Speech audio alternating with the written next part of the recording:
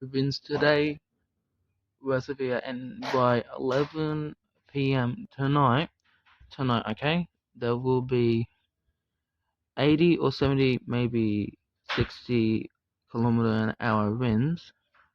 But it depends what the warning does. It depends if it goes up or stays in the same area, because the last two warnings it had stayed in the two areas, meaning that it had not even moved a bit, and it had stayed on the two islands off of Gold Coast and stayed under Gold Coast too, and it's more down at Tweed Heads, and the tip of it's only over Tweed Heads, and then the top of it is over the bottom bit of Queensland, making it very slowly getting up, but it depends how fast it gets up.